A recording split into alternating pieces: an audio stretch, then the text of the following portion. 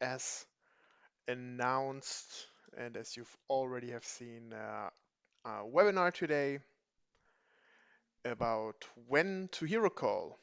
I think that's a pretty interesting chapter, and I just gonna make sure that we're live on all sites. That sounds great.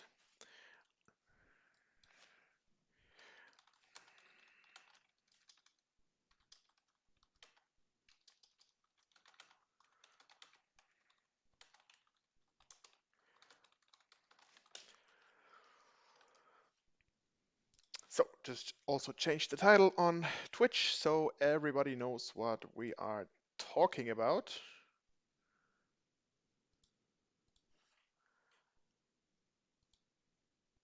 And as always, I'm gonna give everybody just a minute or two to get on board in time and to not miss out on anything. In the meanwhile, I'm gonna set up the chat, of course, again. For good thing it's going so fast.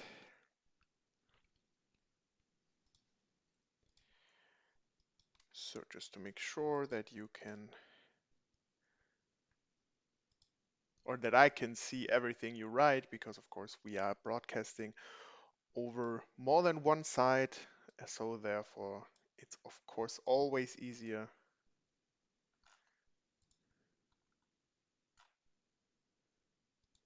to go for like like a overviewing chat with more than just one site to look at, right guys?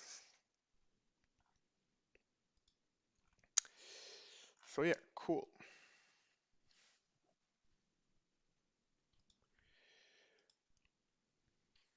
Yeah, you see everything fine.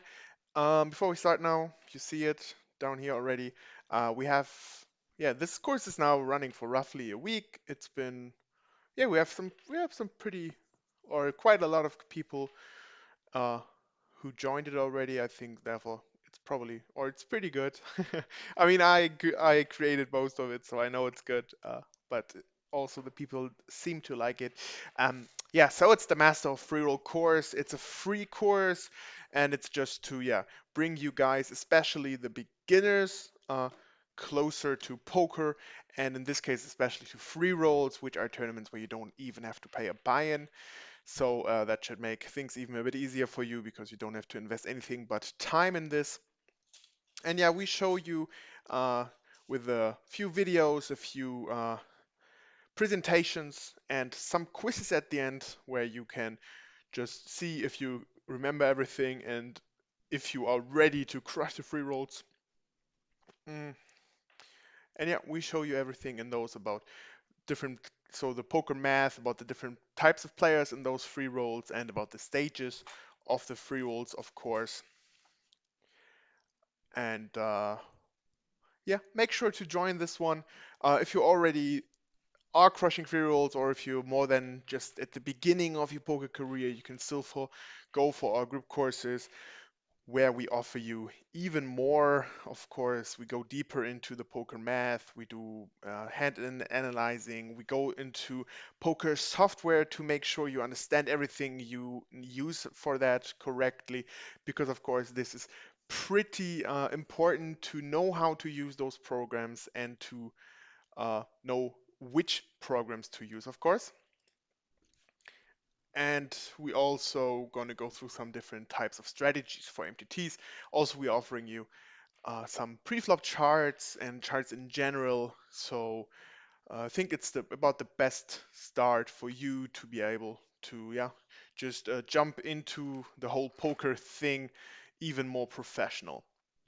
And last but not least, if you want to have any individual courses with me, shoot also one of our managers if you click the link in the description below.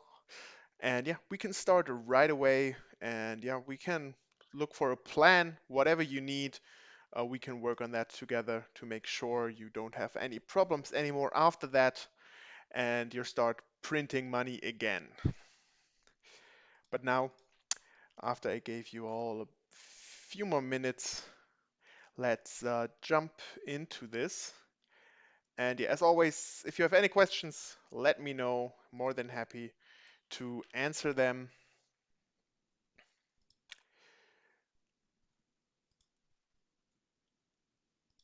And yeah, let's go. So, of course, as always, at the end, I will still I will briefly talk about our course again, just to make sure if you are interested in that, that you know what this is about. Because now at the beginning, I will just let you know that we have that, but of course, I will let you later now what this is about. So. What are we going to do today? I said it's about hero calls. First, of course, what is even a hero call? Definition actually, and yeah, what you can think. If you're not completely sure what this means, I will let you know here. Then why is it even an important thing? So why do it really? Is there really a need to do this when you have a bad hand to call sometimes? You're gonna be wrong a lot of times, so is it really worth it? Then, of course, some signs that can lead into this. So in that case, some tells or some reads you can pick up even for online poker, because there's timing tells, there's betting tells, and stuff like this. Maybe sometimes even nationality wise, but that's more like a myth. But what definitely is a sign or like a tell is the stats you can have from those players. And if you use some program for that, then this makes sense. Last but not least, I will go through some scenarios. Those are hands I played on my own, and we can also do like a little guessing game if you think I made the correct or the wrong call. I think we have up to 10 different hands where we will talk about briefly, and then I can wait for, yeah, I'll wait for an answer with one of you guys, so we can then have a guess about, or you can have a guess if the call is correct or not, and also maybe explain why you think it's good or not good. And yeah, let's start here. So what is a hero call? Like a hero call definition wise is just calling a decisive bet, mostly on the river, of course.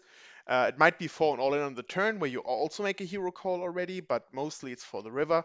And you have a marginal holding. So marginal means it's not really good, and you see you have maybe like ace high on that board. You have maybe just third or fourth pair and maybe an under pair to the board or something like that. And those are hands that you would normally not really call, and they will not win the hand in a lot of the times. So that's basically what a hero call is, you see. So because as a hero, you know, you come in as the underdog maybe sometimes, but you shine bright at the end because you made the right decisions. Mostly as also it comes down to the opponent because they make a large bet or a large raise on the river, and therefore they are polarizing the hand strength into basically the nuts or nothing. So, you know, when there's three hearts, but the rest is just low cards, and you maybe have third pair or something like that. And if they're gonna go for a big race, it's mostly not gonna be like with top two or a set, because there's a flush out. So if he does it, he either has the flush then, or he just has nothing because, or maybe just like fifth pair or something like that. Um, but I think you get what I mean. Uh, so why redo it? One thing is, yeah, maybe not really shown in ships directly, but it shows like strength at the table. So if they see you making, especially in live games, if they see you making a pretty sick call on the river versus some player, and you just have like ace high or fourth or fifth pair, and he's been barreling and barreling and betting and raising you the whole time, that does look really strong. So the players know that you're not someone to bluff out easily. That's especially for not that good players. If they maybe for some reason they're not going to do it often, but if they sometimes try to go for a bluff, they will definitely directly stop at that time to do it versus you. And for reg players, so for regular players, they will also know, okay, this guy is pretty good, so I'm not gonna go there on some easy uh, or on some easy plays, so I'll definitely have to think about this twice. So that you know that you're not the player to be pushed around. You do know what you're doing, and you also have a great knowledge of ranges and playstyles of opponents in general. Uh, what also helps you to do it is like signs you pick up from your opponent throughout the tournament or during a specific hand. And that's what I mean with some timing tells, betting tells, maybe even if he writes something in the chat or starts talking, what he does not do, or he talks in a weird in another way he usually does. But we will have a look at this now, of course, because those are the signs. So first of all, what's a good thing is if you have a hand that does not block any of the opponent's bluffs. Meaning, let's say again, there's Queen Jack 10, maybe you have let's say 10 10 4. There's Queen Jack 10 6 5 or something like that. So if he has, for example, King 8 or King 7, I'm not going to go too much into detail because too much to remember now. Uh, but if you don't have any hand that can be in his bluffing range, so if you don't have a king, don't have any ace because ace king is also a thing, don't have any nine, it makes it easier for the opponent to have at least one of those cards, which could lead him into bluffing because he knows you will not have it as often. And then yeah, it might make it easier for the opponent to bluff. That's especially a thing if the opponents are regulars and they know those things. Second thing would be the play style of the opponent, and if it's really aggressive, and also if he was caught bluffing before. So that's always, especially for online, you can make a note on that to see, okay, this guy three barrel bluffs uh, in position with just ace high on a dry board, or he check raised with just a flush draw and continued barreling on turn and river when the cards were pretty good for his range and stuff like that. So you can pick that up and at least give it a little note. It always depends, of course, on how you will remember it correctly. So maybe you can use just some letters to add that. So XR for check raising, and on dry board could be like even ODB or something like that to not write too much down, but as you wish, of course. Third thing would be the hand itself, so how it played, and if the line he played does not make sense at all. So let's say he bets one big blind and then calls the whole time, and then on the turn starts raising when the turn card does never really improve his range, or he goes for a check raise two or three times on boards that don't really help him too much, like on turns and rivers that don't really help him too much because he already check raised the flop, and turn and river don't really help his range there too much. So stuff like that, of course, always keep ranges in mind. Uh, Maybe if it's from the big blind, it might make more sense to do that. So of course you have to know about that.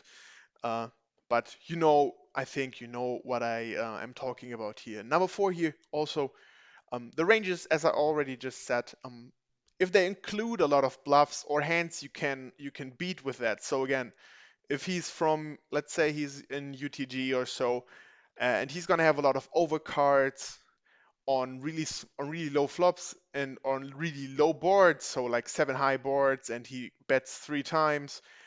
He might have a lot of overcards. Of course, he can have overpairs, but there's still just to make it a bit easier for you to understand, there's just still a lot of cards that will not hit that board, so that might make it easier for you to call them.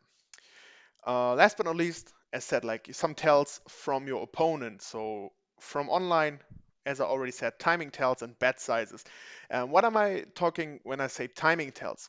So timing tells is when somebody usually takes a few seconds, which is like the normal way, but in one hand just starts betting immediately. Um, if you think about what happens online, you may recognize that sometimes he just check called, flop and turn, really normally, like you didn't take a lot of seconds, and then the river, which is kind of a blank. Let's say there's a flush draw out there and the river does not complete a flush, and suddenly he snaps bet 60, 70% or something like that into you. Now think about then, why should he bet so quickly suddenly? He shouldn't, if he has a flush draw, uh, of course he would give it up, but then he thinks, oh, if I bet quickly, it maybe looks stronger, that it helped me. Um, so that's a thing, of course. Always put a note on your opponent, because sometimes people, if they know about this, they also start betting really quickly on certain turns or rivers or flops even, just because they think that the opponent thinks that this is a sign of weakness. So as I said, always give that notes, but this is sometimes an indicator for you to at least think about this twice, that you will probably be right and you can make a hero call here. Next thing up, bet sizes. So again, if somebody maybe starts betting just one big blind the whole time, or on turn and river starts to overbet suddenly, that's also a thing, because especially overbets, they are just like yeah, the number one uh, the number one hand to, show a big, to just show a big range of hands. Just a small range of hands he might have, and therefore you have to kind of think it's either the nuts or just the bluff. So the word I was thinking about was polarizing, of course. I sometimes forget that word. So those big sizes are really polarizing. If he goes for a normal, like a one third of the pot bet, or for 60%, that sometimes makes it easier to fold a hand, because the opponent should probably is clearly going for like a value bet. But if he suddenly goes for no real reason, because the board is pretty dry, and he suddenly goes for an overbet, or the board is like really, really, really, really wet, so let's say flush draws and straight draws out there, um, and suddenly on the river, after betting normally flop and turn probably, that on the river he suddenly decides to go 2 times the pot or something like that. So that's always things. And again here, really, really important, just put a note out there for that, because that will help you so much to whoops, sorry guys. That will help you so much to yeah, have an idea for the next time. Especially in the first time, I think it's always harder. But if you have some notes on people, tell where it says, and it helps you, that you maybe put there like a year ago. Okay, this guy does this and that in certain positions. You can more easily hero call somebody. For live games, that's of course a different thing. Timing tells are not really a thing. It happens sometimes that players suddenly go for really fast bets, and normally they just at least take a few seconds. But mostly it's their behavior. So, they start talking, or start smiling for no reason when you're in the tank. um, Maybe start calling the clock real fast, or you can see some movement in their face and stuff like that. Or if he has his veins, that the veins start pulsing, I think is the word. They start pulsating or so. Those are things that help you, and that might make it easier or harder than for you, because of course you kind of also have to study this, like what are typical tells and reads, tells people give away and reads you can have, because if players are maybe even also regulars, they can also give you reverse tells. So they do this thing because normally that's a sign of weakness, but especially in that things they are strong then. So just think about those things, and yeah, again, it's always a thing of experience in the end, to be able to do that. So yeah, we will talk about that in the scenarios. Before I go into my hands now, I do have some hands that I definitely wanted to show you here. from our friends. Just give me a sec to for me to put them out because there we can talk a little bit about this. So let me for now quickly end this. And these are, by the way,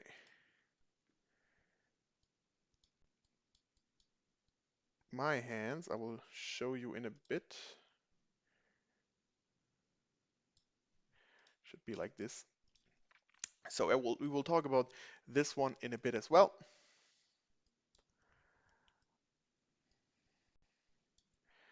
But for now, I will just show you these hands here quickly.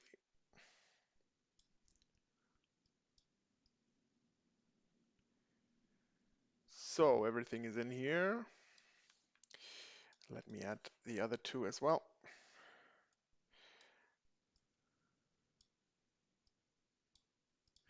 And as always, if you have any question, let me know, guys. So we start with this hand.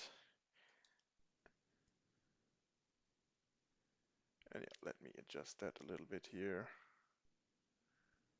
That looks good. So we jump a little bit into this. And we have here, so it starts, I will just put out the tone, the sound. So as you see, we have Philak limping in from middle position. Then we have Brian Rast. I think you all know them. Pretty good regulars, high stakes players from the USA. And so we see Philak limping in here. Not really a sign of having a good hand. And you see there's only 36,000 after Brian Rast raised it to isolate. And the board comes down, yeah, pretty dry.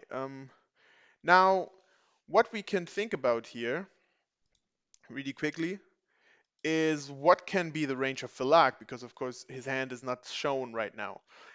Um, the thing is here, if he limp calls, what does he really have in his range?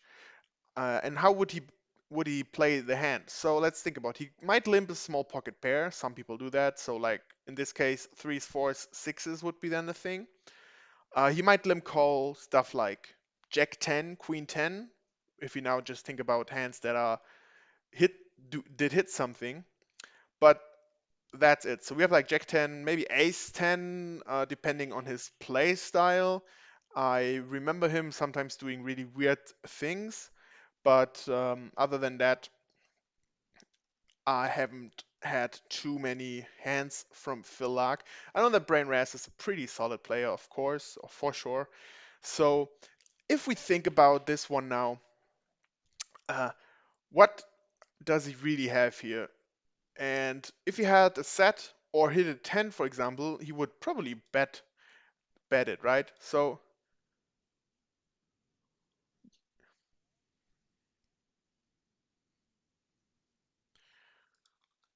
you see, he goes all in now. He has more chips than Brian Rast, but this pot, Rast has 180,000 left.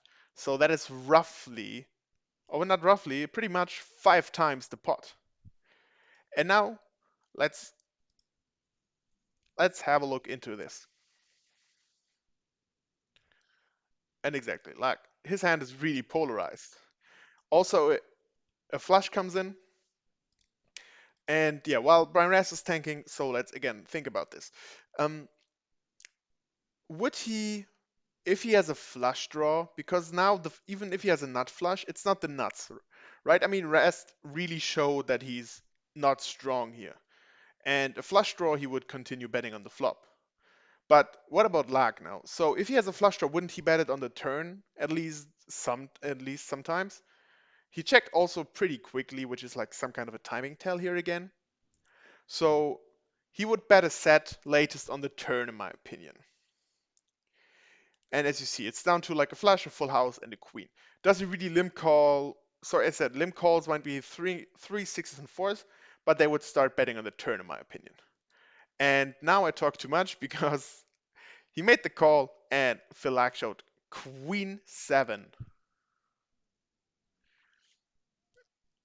And yeah, so you see, even Daniel, guys like Daniel Coleman, who's like one of the sickest high rollers, is impressed by that call. So it gives you a pretty nice image for now, from now on the river. Uh, Not really sure why Philak chose to play this hand in that way. Doesn't make a lot of sense, which again is another indicator. The hand played does not make almost any sense to play.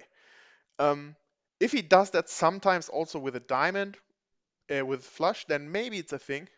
Give me, excuse me, guys. So that might be in some way then a thing. But other than that, there's just not too much that makes sense to play. So therefore, this ace high call by Brain Rest is, when you think about it, really a bigger and bigger thing. So yeah, well played by Brian Rest. Not really well played by Philak, I must say. He might get anything but ace high to insta fold, of course. Like I'm pretty sure he would not do that with king high, but with ace high, yeah, it just makes a lot of sense. Also, another thing, he does not block any diamonds here, so the chance of like at least having maybe like the ace of diamonds, let's say ace deuce, ace five of diamonds, or something like ace five or ace deuce with the ace of diamonds might be a thing. If we see that he limp calls queen seven, his range is really wide here. Let's look at another hand.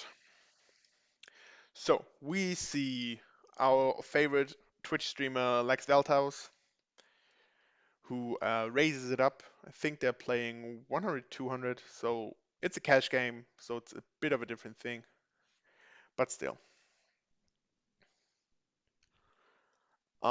This Harlow guy is was an online qualifier for this cash game, so that's why you probably don't know him. But yeah, Velthaus known as a pretty crazy player here to go for. He does decide to c-bet here with only 2% of equity, and now Nigriano decides to raise it up with 4 high right now. And let's have a look.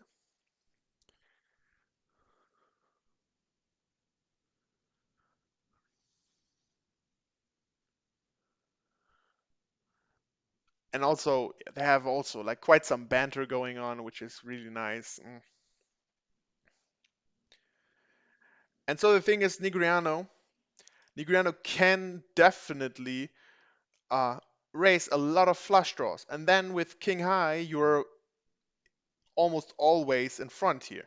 So the only thing that you're not up is like with a six of hearts. Now the flush comes in. And that would mean that Nigriano should definitely bet. But I also think that, I mean, checking the turn does make sense in this case. Because if he just has a flush draw and there's a second ace on the turn, then it will be, he will not get Velthaus out of this.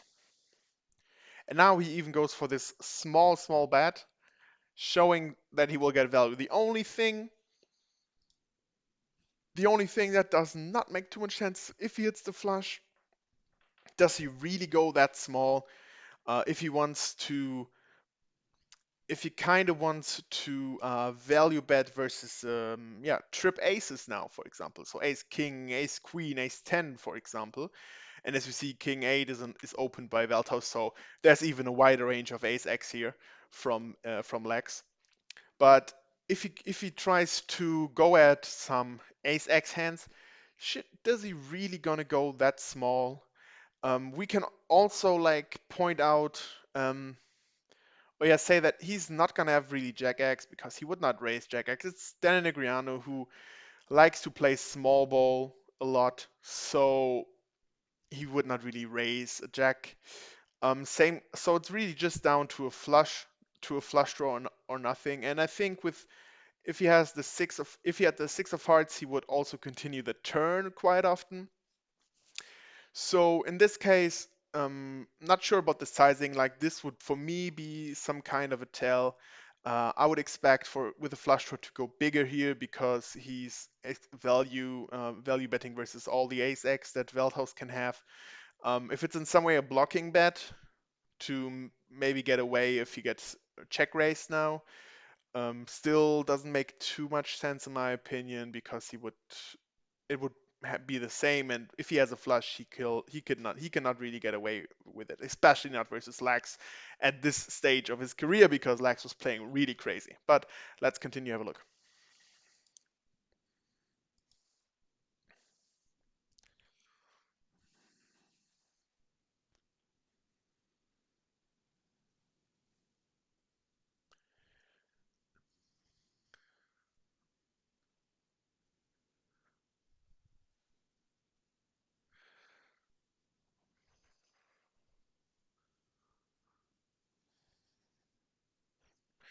So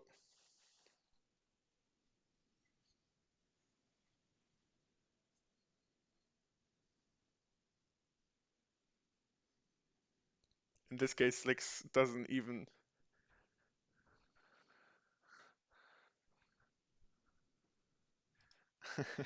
So see, maybe I think at this time it was also that Lax was pretty much ahead of all those guys at the table. I mean, if you look, Dodd Brunson, of course, famous player, well known, but maybe a bit also. I don't think he would have done the same thing versus oh God, I forgot his name. Who's in there? Okay, can't remember his name, but he's a well-known player. I just don't have the name right now. And same versus Barry Greenstein. And normally, because that's the sick thing here, and it's also the sick thing about the next hand, Nigriano hasn't been shown too many bluffs, and I think it's only because it's Lex that they're going for it. Because if we have at this last hand before we go into my Hold'em manager, we see again an episode here of high stakes poker where it's just with his Doyle Brunson here and Lex Veltos. Veltos played a straddle. Brunson just filled it up from the big blind, playing 500, 1000, I think, with a 2000 straddle. And here again, I think it's it's really about that it's Lex, and he's been known to make it pretty crazy here. So, and if we think about, let's make this a bit smaller. Brunson completes and then calls. Jack X is definitely in his range. Now it's just about how did they play before that? So is Brunson known to make really big sizings, or did he not go for that big sizings most of the time? However, so first, I think the turn call is rather easy at first, and so now, in my opinion, the thing is here. I mean, I'm pretty sure I would not be able to call here because let's have a look. Brunson bets $60,000, so he bets almost pot size on the turn and almost pot size on the river. The thing is now with a four, we see a four card straight now. So the five makes a straight, and if Doyle bets something on the turn, it's mostly a jack. So would he really, with just a jack, continue barreling really big on the river? Uh, Jack 5 suited, there are like three combinations left, which in that case it would make sense to go that way. But other than that, I don't see any hand that Bronson would really bet this big. So again, it's just a case of does he have it? He is really polarized. Does he have the straight, or does he not? Does he not have it? What's also possible is 4-5, of course. So that's a few more combinations. You have like 12 more combinations with that he would probably check the flop with, of course, to hope that Veltos goes for the continuation bet. But and that he would then start betting big on the turn. So there's 12 combinations of that, three combinations of Jack 5, that's 15 combinations, and then a lot of air. Now, also, Dor Brunson wasn't really known to make a lot of bluff bets here, or to bluff at all, really. And this is why it's even more interesting that Veltos goes for the call here. And also look at young Lex here.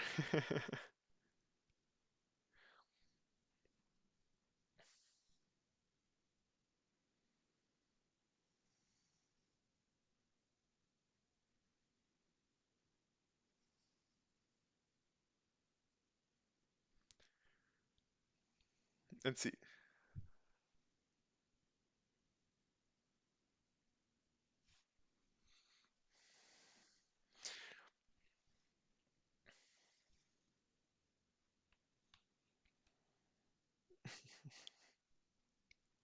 See, exactly what I said. Doyle was not really known for bluffing, but because it's Lex, he was a pretty crazy player at that time.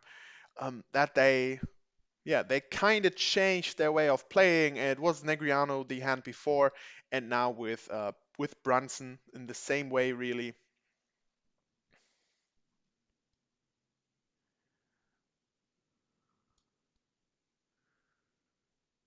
Okay, let me adjust this a little bit here quickly.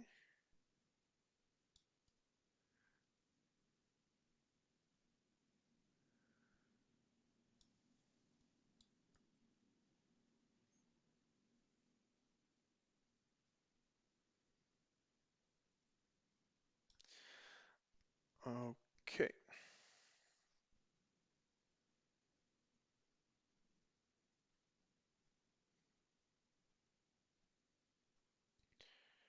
okay, so this makes sense. Now we have 10 hands to go through. Hopefully you have not seen everything. Let's also make sure you see everything here because yeah, those might be interesting things to help with the decisions. And yeah, so hand number one, um, I try to have the right thoughts here. So if I can remember correctly, this was a final table hand. We just got to the final table. You see I'm in fourth place right now, and he's the chip leader.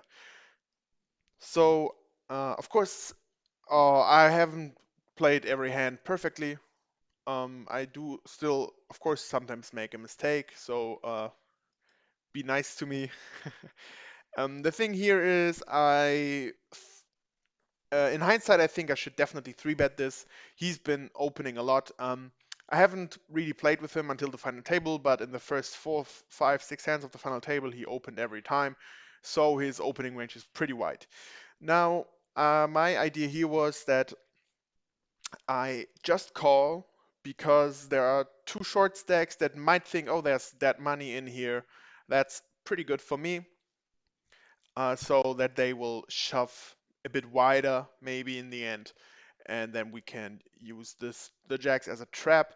But I think for this, because it was still one of the first hands here, and because it's versus the big stack, we should just three bet for value here with jacks. His range is pretty wide, and therefore we should try to get value out of this.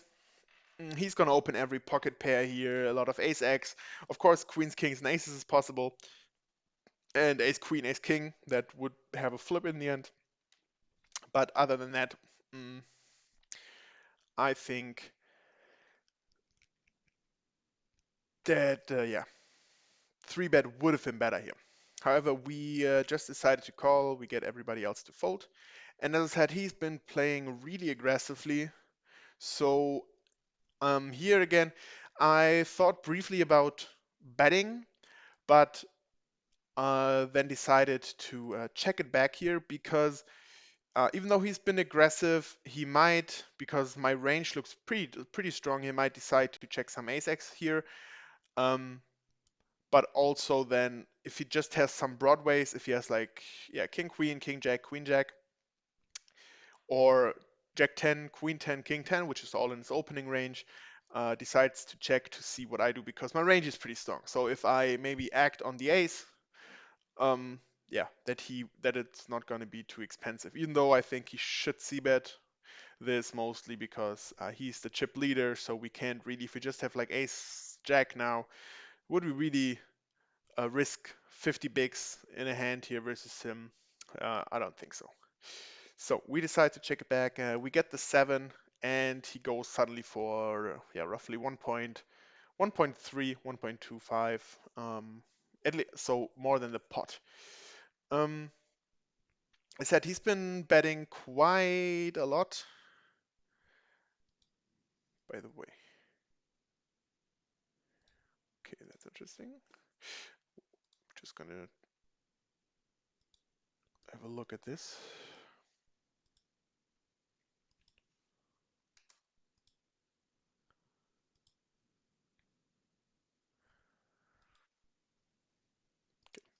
Maybe it works for the next hand. Because for some reason it does not show so many hands. I mean, I have way more hands, so surprised it just shows less than 1K.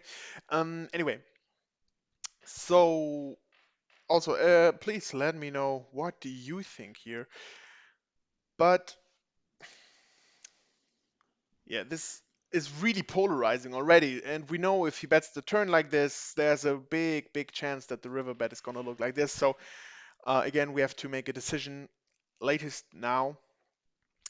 And I think the seven of hearts brings a flush draw in. So um, at first, like at that time, I thought if he checks like stuff like king queen and hearts, queen jack and hearts, and we check it back, we don't look that strong really. So if he goes for an overbet with a lot of equity, as said, queen jack and hearts, king queen of hearts, king jack of hearts, maybe 8 9 of hearts, and stuff like that, maybe jack 9 jack 8 of hearts, so combo draws, um, that he tries to bloat up the pot and depend on really doesn't matter what the river is, he's gonna barrel really big again and put us to the test. I mean, we are fourth place right now.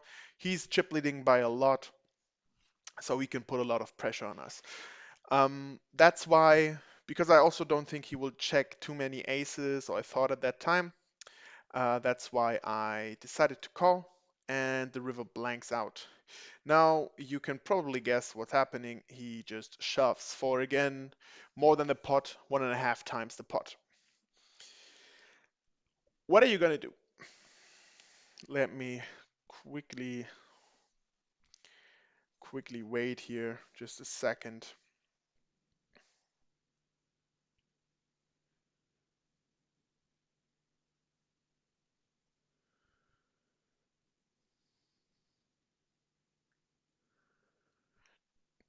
Just want to make sure you express your thoughts here as well.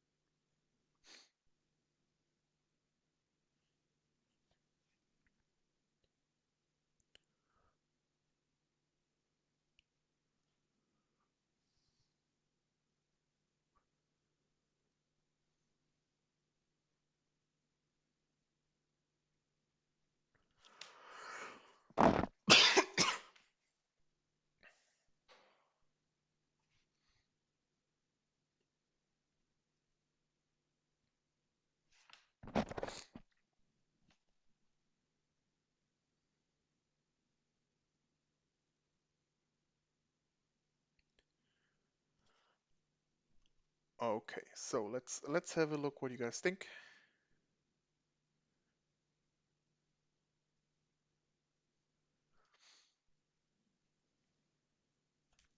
Yeah, you guys, okay. Let's see. Yeah, probably fold, right?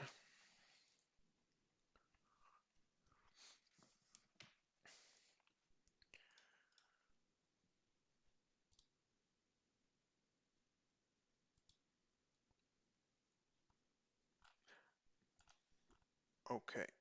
Not, yeah. Um, not sure. So I decided to call here.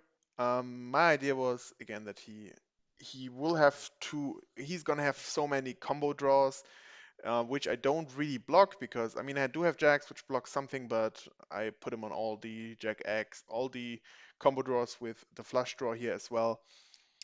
Um, what I did not consider is that he would, because he is going to be so much ahead, um, yeah, that he might also do the same thing with aces, tens. Not don't think he would open deuces really.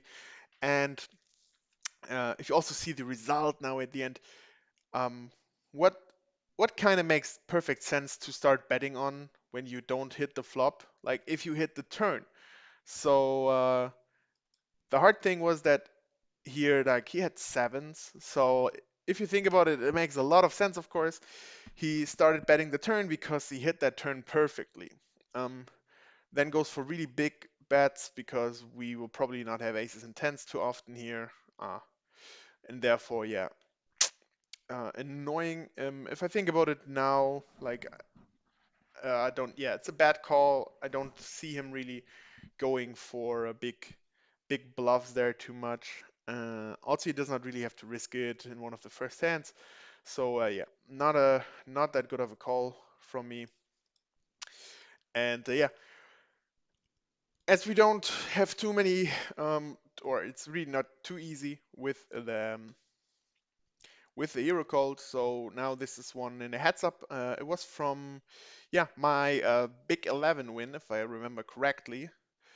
And yeah, this is like one scenario. And here, of course, the ranges are even wider. Yeah, finally I got my hands here now. Perfect. Um, I'm missing a bit of aggression here lately, so I have to work on that. The rest looks fine, but just so you see. I mean, not too much, but a little bit.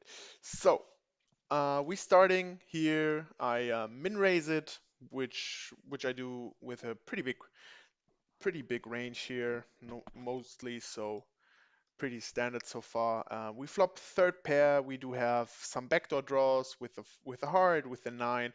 So we just decide to go for a second bet, and we go rather small. Also, I think pretty standard, especially in heads up. We just have third pair, but we can get a lot of instant folds, and as I said, we have quite some equity here. So the eight is a pretty okay card, but again, it's a pretty good card because we now have an open ender here. But also, if you think about it, it puts another higher card than the pair I have out there. And if he calls, he could call with Jack 9, he can have any 10, he can have some 9-8, for example, King 9 or so, and those improve by quite a lot. I mean, we could value bet versus King 9 here now. Uh, but you see that if he has like 8-6 would still call, 8-7 is going to call, 9-7, same hand maybe, 9-8, 10-9, Jack 10, and all those. Also, you can have some queens that not considered raising because he might not have a heart here in his hand. However, I check it back, and that does show some weakness. A lot of in heads up, like people, yeah, they do give it up quite often. Then when they don't really improve, and yeah, so we just and also check back because I just have showdown value here now. So now on the turn he goes for 3/4 bet. Um, and yeah, again, what do you guys think here about calling or folding here, or maybe even raising to get him out of any hand? Let me know what you think.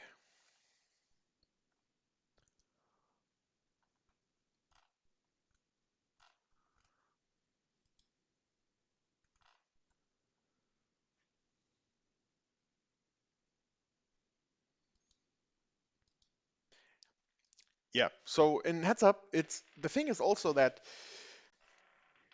for example, like some ace highs will still call and float, even some king highs where he maybe has like king 6, king 9 or something like that.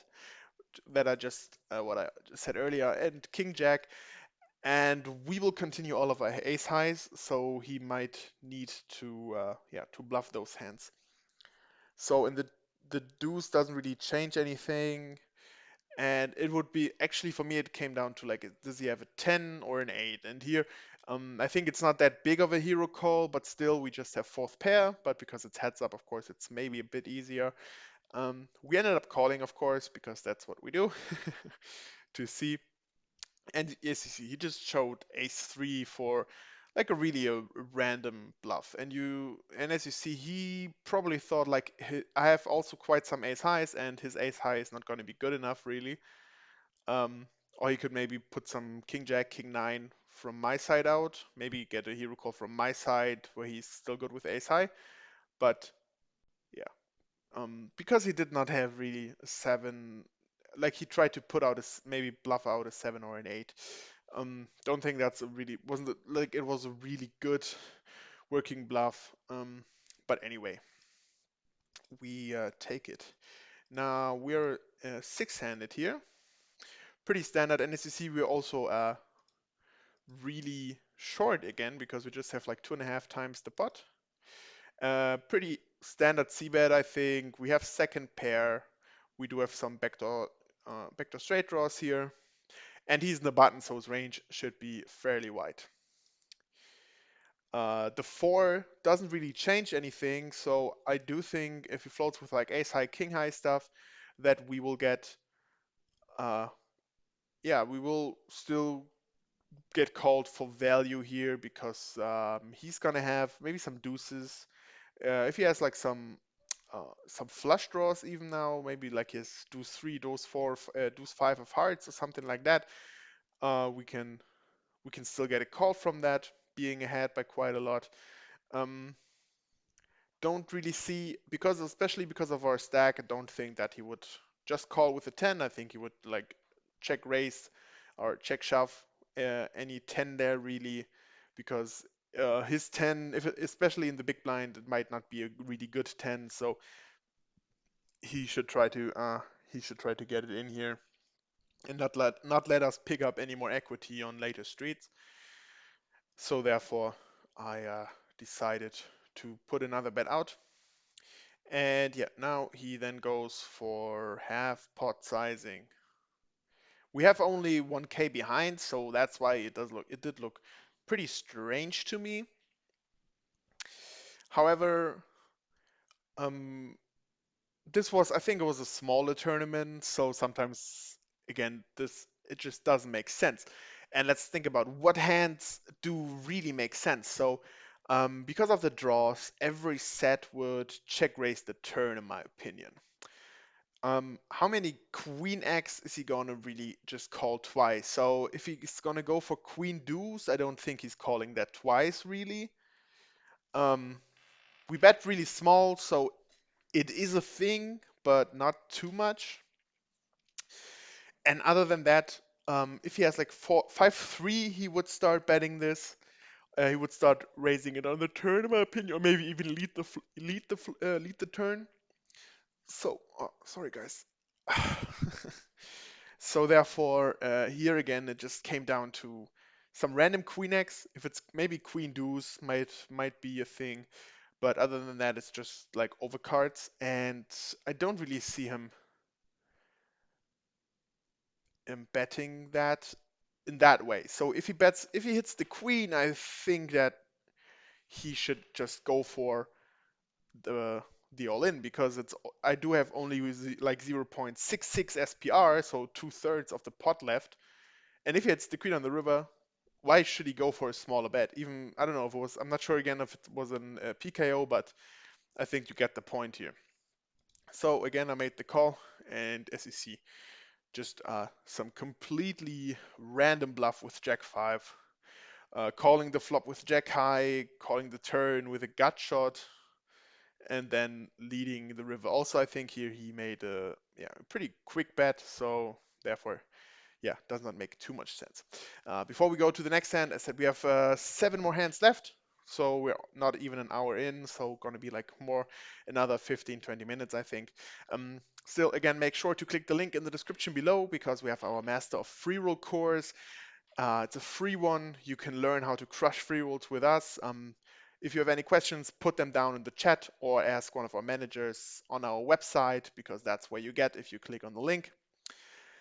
And yeah, after that, you should be able to just make print money playing free rolls, even though it's maybe not too much, but depending on your bankroll or how much money you have to spend in poker, I think this is a pretty big thing, especially because this course is for free, so that should make your decision even easier.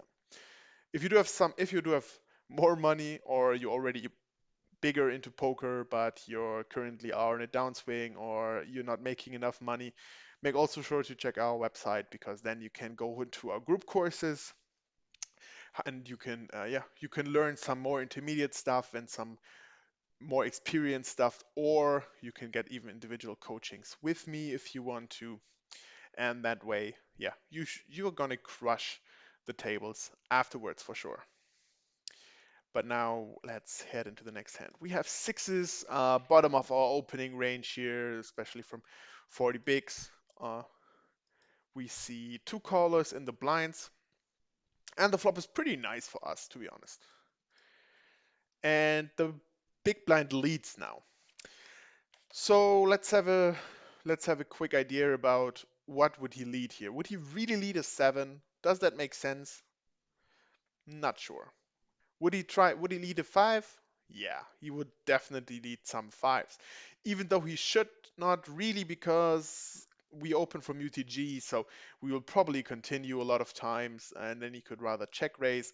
But again, this was probably a smaller tournament, so the players are not the best at the tables.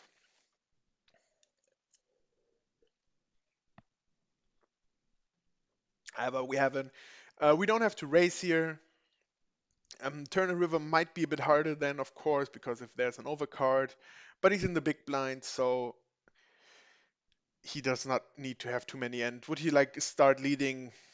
He could maybe start leading 8-9, for example, but then again, would he do it with like Queen Jack, King Queen, or something like that? Not really.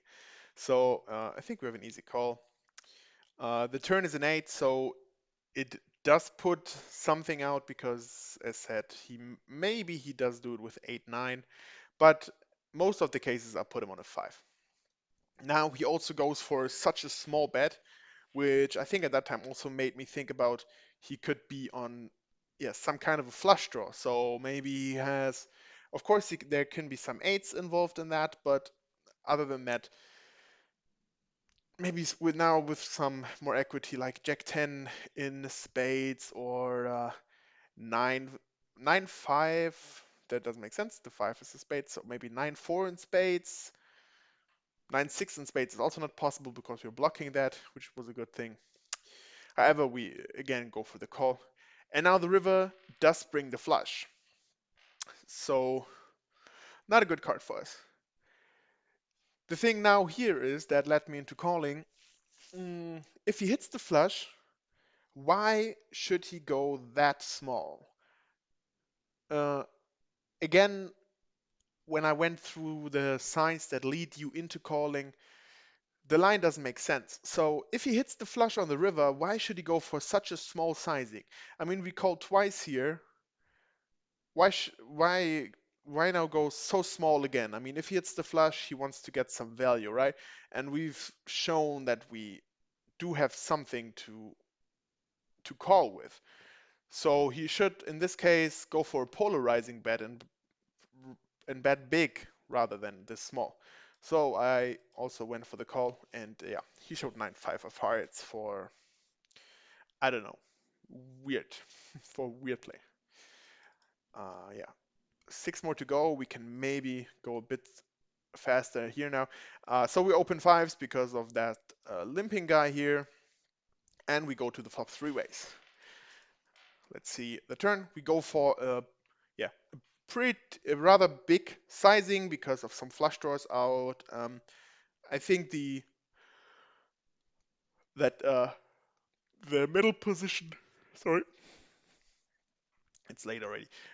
Middle position doesn't really hit this board too much. Again, sometimes some pocket pairs, but that's really it.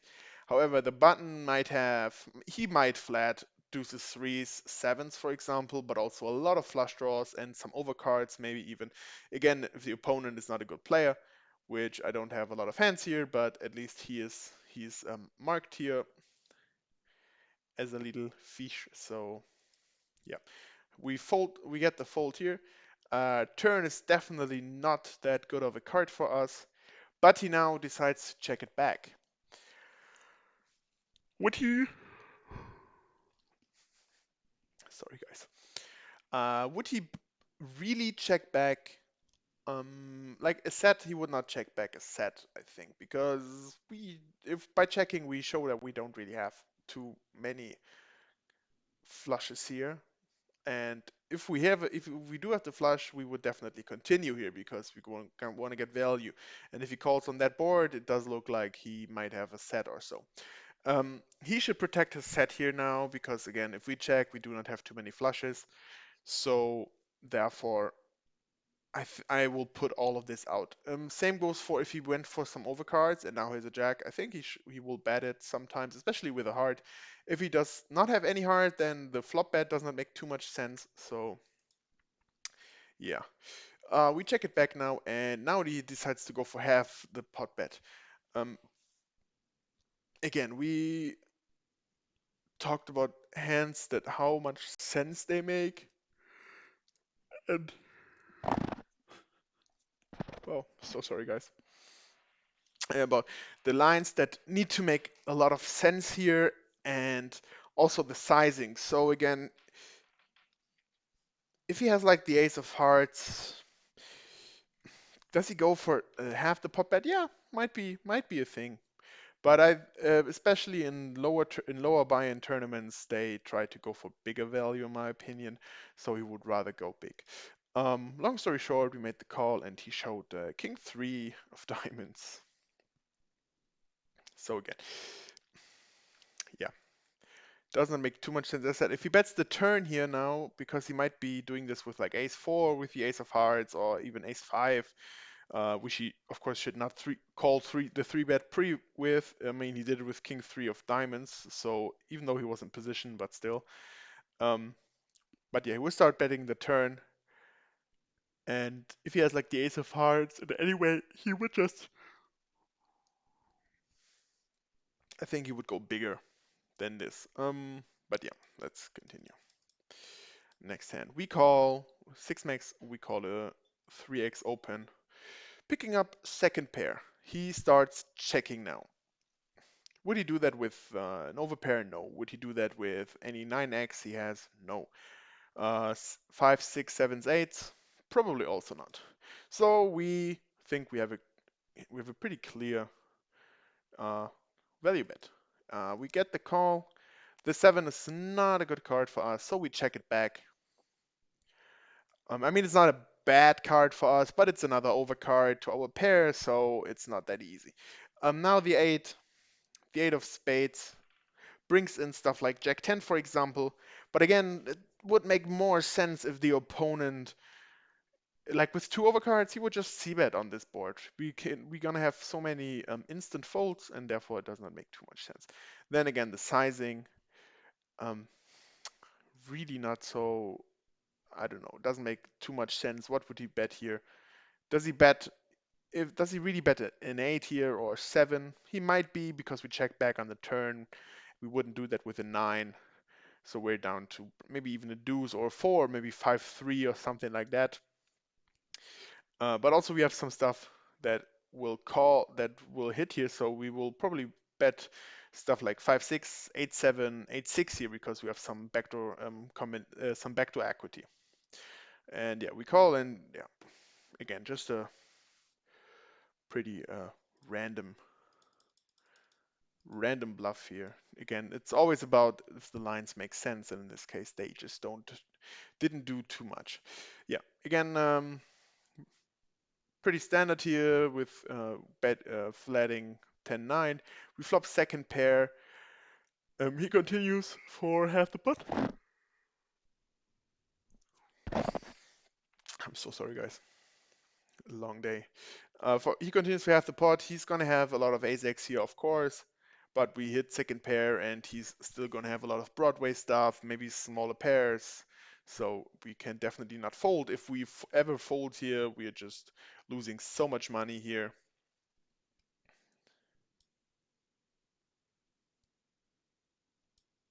Okay.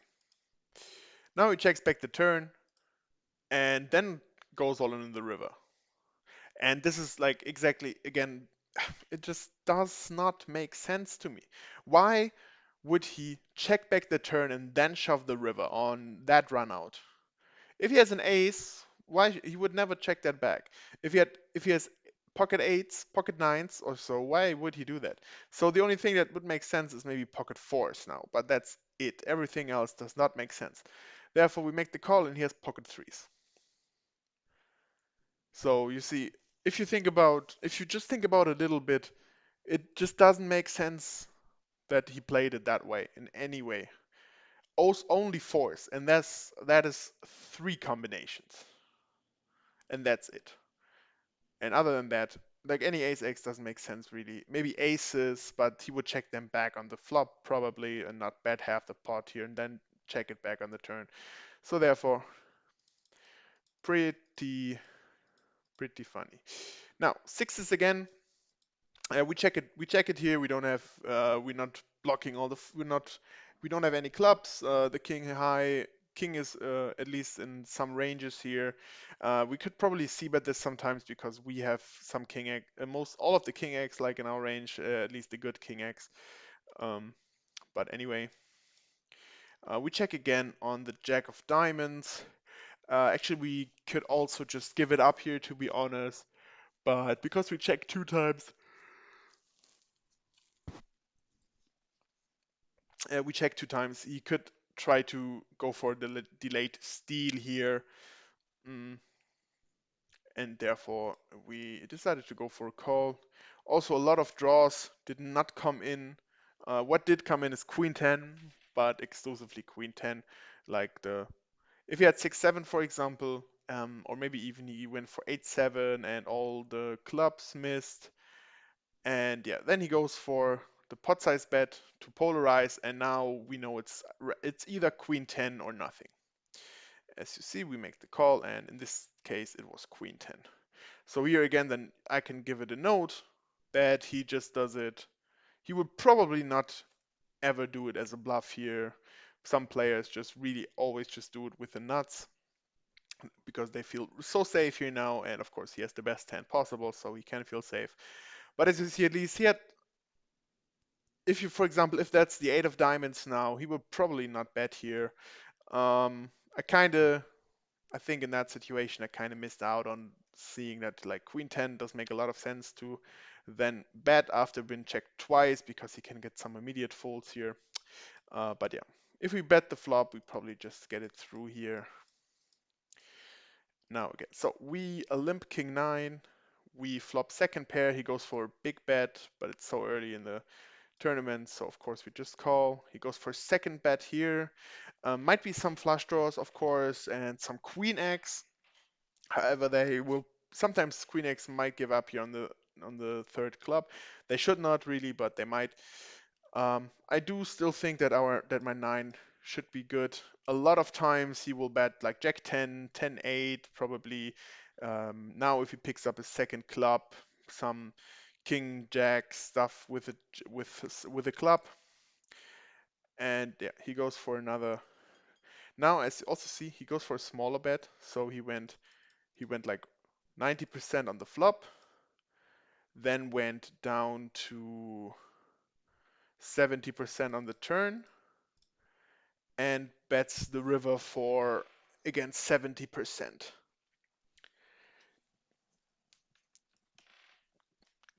I think in this case again the sizings do not make a whole lot of sense every time. And yeah, we have second pair here still, and of course, as this is the case about everything, we made the call here. And yeah, I do feel there's a lot of draws out here, so I made the call. And as you see, just even some complete random bluff. He had the ten of clubs then to go with, but on that flop, yeah, he needed like to hit perfect perfect to make anything going. So if he does it with 10-8, I like it a bit more, with maybe even 10-6 to at least have the backdoors with 8-7 perfect run out. Um, but other than that, maybe 10 deuce to have some showdown value. But other than that, don't like it too much. So last hand for today, Ace Queen of Hearts. We check it back on this board. We don't really hit this board like ever. The opponent does hit it pretty nicely. So we check it back here. Um, as you see, he's also really, we don't have a lot of hands, but he's been always betting. So therefore, I think he's gonna bet all his 6x, his 10x. Of course, he's gonna start betting his 9x, 8x as well, probably even his 7x. But there's also just so many draws he's gonna have. So we're not gonna give it up on one bet. And now then the thing is that I also thought, is he gonna go that small now if he has an 8 or a 9? I mean, we're clearly gonna have ace high. Our hand, it looks, for me, it looks pretty much face up. So shouldn't he go bigger really? Because we might not call that easily then. Or we might call a bit easier because he tries to push us out. Therefore I called. And in this case he had the ace five of hearts. So he picked up just the nut flush draw on the turn. Uh, I think it's good that he started betting, but I feel like the sizings were not. So turn sizing is fine in my opinion, but he should go big on the river then, because then I feel like it's like this one does not really look too value heavy in my opinion. Also here made a small just made a small note on that guy, so I have that for later stages. But that's it.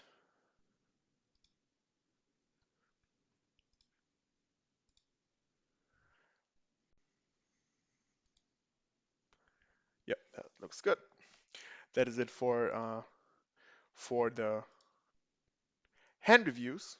Hope you yeah liked it, and also yeah gonna remember or learn some stuff about the hero calls.